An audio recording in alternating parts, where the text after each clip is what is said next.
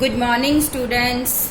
कल असी overall profitability ratios learn कीतियां सी किहड़ियां डिफरेंट रेशोज़ आ और की फॉर्मूलाज ने उन्होंने कैलकुलेट करन दे लई कल दे लैक्चर दे विच असी लर्न कीते आ और अज असी उन्होंने जिहड़ा आ with the help of practical problem solve करांगे और होर बैटर अंडरस्टैंड करांगे। क्वेश्चन नंबर 32 देखो। From the following information profit after tax at 60% 3 lakh है। Market price of equity share 50 आ। डेप्रीसिएशन 40,000 आ। Equity dividend paid at 20% and equity capital of ₹10 share ₹4 lakh। 9% preference share capital at 2 lakh। Calculate the dividend yield on equity share। dividend yield on equity share means dividend per share जिहड़ा हैगा आ वो calculate dividend per equity share जिहड़ा हैगा आ वो असी calculate करना है पहला, फिर उहदे तो बाद उहनूं उहदी मार्केट वैल्यू नाल डिवाइड करके डिविडेंड यील्ड जिहड़ी हैगी वो कैलकुलेट करनी है। सो क्वेश्चन नंबर 32 दा फर्स्ट पार्ट है डिविडेंड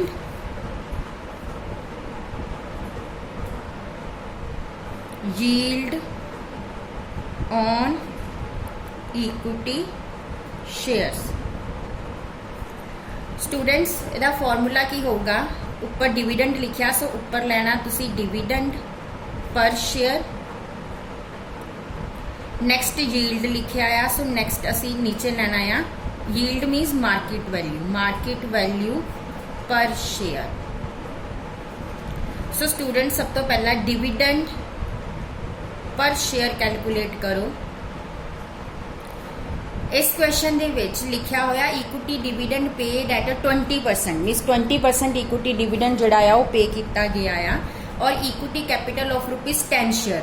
एक शेयर का रेट की है 10 रुपये। सो इक्विटी डिविडेंड कितना हो जाएगा 10 का 20% कैलकुलेट कर लाँगे। सो इक्विटी डिविडेंड पर शेयर आ जाएगा ₹2। सो हुण साडा जिहड़ा आ डिविडेंड पर शेयर आ गया। हुण फॉर्मूला लगा दो। डिविडेंड पर शेयर ₹2 आ एंड मार्केट वैल्यू तुहानू आ दिते हुए market price of equity share 50। So इनू हुण 50 नाल डिवाइड करके जिहड़ा हैगा आ असी 100 दे नाल मल्टीप्लाई कर दांगे तो साडा डिविडेंड यील्ड जिहड़ा हैगा वो आ जाएगा। ये तुहाडा 4% आंसर आएगा। उस तो बाद नैक्सट पूछा गया cover for preference dividend and equity dividend. हुण ये जिहड़े कवर फॉर प्रेफरेंस डिविडेंड आ वो अलग कड्डांगे and cover for equity dividend अलग कड्डांगे। सब तो पहला cover for preference dividend. Cover for preference dividend दा फॉर्मूला स्टूडेंट्स असी की लेना आ earning available for preference share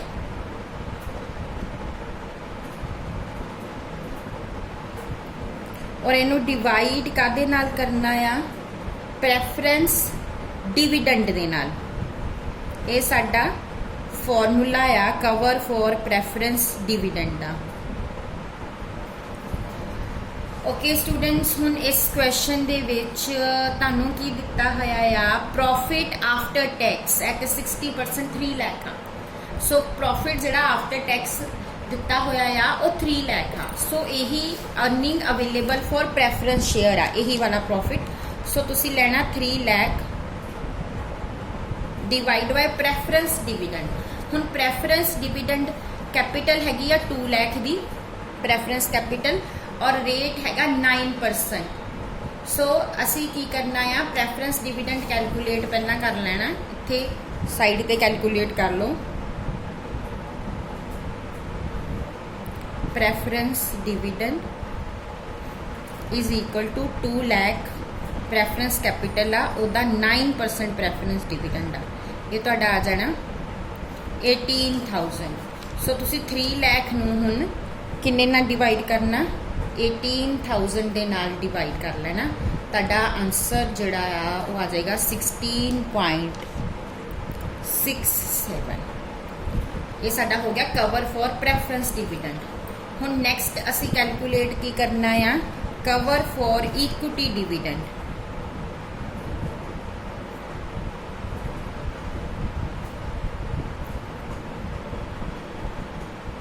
ਇਹਦਾ ਫਾਰਮੂਲਾ ਜਿਹੜਾ ਅਸੀਂ ਯੂਜ਼ ਕਰਨਾ ਆ ਉਹ ਹੋਏਗਾ earning available for equity dividend, earning available for equity dividend and divide के ना करना इक्विटी डिविडेंड देना। सब तो पहला अर्निंग कैलकुलेट करो। देखो earning available for preference dividend 3 lakh सी, हुण इहदे चों असीं प्रैफरेंस डिविडेंड 18,000 माइनस कर दांगे तां साडा earning available for equity dividend जिहड़ा आ वो आ जाएगा 2,82,000। एंड हुण इक्विटी डिविडेंड भी कैलकुलेट करो।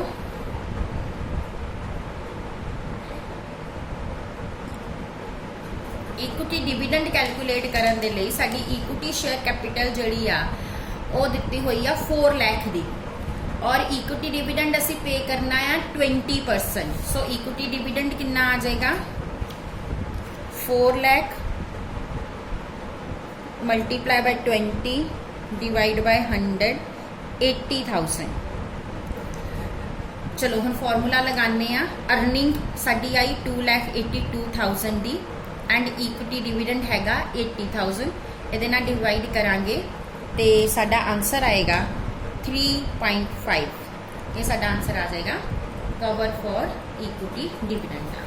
इस तो बाद नैक्सट असी कैलकुलेट करनी है अर्निंग पर शेयर। हुण असी नैक्सट कैलकुलेट करना है अर्निंग पर शेयर। फॉर्मूला की हुंदा आ profit after tax and preference dividend divide by number of equity shares. हुण असी ऑलरेडी कैलकुलेट कर चुके हैं जिहड़ा सीगा ना profit for earning available for equity dividend वो सेम प्रॉफिट साडा after tax and preference dividend आ 2,82,000। हुण इहनूं डिवाइड करना नंबर ऑफ इक्विटी शेयर्स दे नाल। साडी 4 लाख दी कैपिटल आ, एक शेयर का रेट 10 रुपये आ। 4 लाख नूं 10 नाल मल्टीप्लाई कर लो, नंबर ऑफ इक्विटी शेयर आ जाएंगे 40,000। सो हुण फॉर्मूला फिल करके आंसर आ जाएगा 7.05। हुण नैक्सट एंड लास्ट रेशो साडी हैगी आ price earning ratio. Price earning ratio का फॉर्मूला होएगा market price per share divide करांगे अर्निंग पर शेयर ना। मार्केट प्राइस पर शेयर 50 सी एंड अर्निंग पर शेयर आपां हुणे कैलकुलेट की 7.05 डिवाइड करके आंसर आ जाएगा 7.09। सो इस तरीके दे नाल असी डिफरेंट प्रॉफिटेबिलिटी रेशोस कैलकुलेट कीतियां। हुण असी एक नैक्सट क्वेश्चन नंबर 33 जिहड़ा हैगा आ वो तुसी देखो। उहदे विच भी तुहानूं प्रेफरेंस शेयर कैपिटल दित्ती है, इक्विटी शेयर कैपिटल दित्ती है, प्रॉफिट आफ्टर टैक्स दिता, डेप्रीसीएशन, इक्विटी डिविडेंड पेड दिता, मार्केट प्राइस दित्ती है, dividend yield on equity share calculate करना है। उस तो बाद cover for preference dividend, cover for equity dividend, earning per share, price earning ratio, ये सारे जो आप सम किया वो नाल दे पॉइंट्स आ। एंड लास्ट हैगा आ नैट कैश फ्लो का। जो नैट कैश फ्लो है ना ये डिफरेंट आ, ये मैं तुहानूं इस क्वेश्चन कैलकुलेट करके दस दिनी आ। बाकी सारा क्वेश्चन सेम आ तो तुसीं वो जिहड़ा आ खुद कैलकुलेट करना है। सो असीं हुण कैलकुलेट की करना है, असीं कैलकुलेट करना है नैट कैश फ्लो। आ तुहाडा क्वेश्चन आ नैट कैश फ्लो कैलकुलेट करन दे लई question number 33 net cash flow असी फॉर्मूला यूज करना है total cash flow minus dividend. हुण असी पहला टोटल कैश फ्लो किद्दां कड्ढना उहदे लई असी नैट प्रॉफिट दे विच डेप्रीसीएशन प्लस कर दांगे, साडा टोटल कैश फ्लो आ जाएगा। फिर उहदे चों डिविडेंड माइनस कर दांगे तो साडा नैट कैश फ्लो आ जाएगा। हुण इस क्वेश्चन च देखो प्रॉफिट तुहानूं दिता होया आ 8,10,000 दा, इहदे विच डेप्रीसीएशन जिहड़ी दित्ती होई आ सॉरी प्रॉफिट का तुहानूं दिता है 8,10,000 का, तो डेप्रीसीएशन जिहड़ी दित्ती हुई आ वो हैगी आ 1,80,000 की। हुण इहनूं 1,80,000 इत्थे कर दो प्लस, और डिविडेंड जिहड़ा असीं लैणा आ इत्थे। हुण इत्थे स्टूडेंट्स देखो डिविडेंड जिहड़े हैगे आ वो दो हैगे आ, एक तो इक्विटी डिविडेंड हैगा आ, एक प्रैफरेंस डिविडेंड हैगा आ। सो पहला इक्विटी डिविडेंड कैलकुलेट कर लो।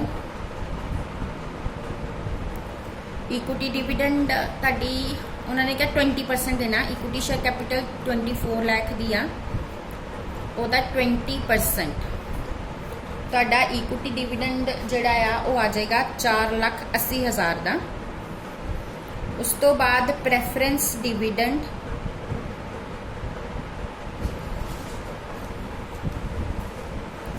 प्रैफरेंस शेयर कैपिटल 9 लाख दी, ओदा 9% कर देना,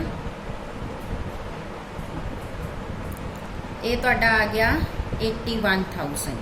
हुण तुसीं इत्थे दोनों डिविडेंड 4,80,000 भी और 81,000 भी दोनों प्लस करके जिहड़ा आ इहदे विचों माइनस कर देने आ, ते तुहाडा नैट कैश फ्लो दा आंसर जिहड़ा होएगा सारा प्लस माइनस करन तो बाद 4,29,000 होएगा। बाकी दे सारे जिहड़े हैगे आ फॉर्मूले ये पिछले क्वेश्चन मैं तुहानूं करा दिते आ, सो वो तुसी अपने आप जिहड़े हैगे सॉल्व कर लैणे आ। स्टूडेंट्स इहदे नाल ही साडियां सारियां रेशोज़ जिहड़ियां हैगियां वो कवर हो जांदियां आ।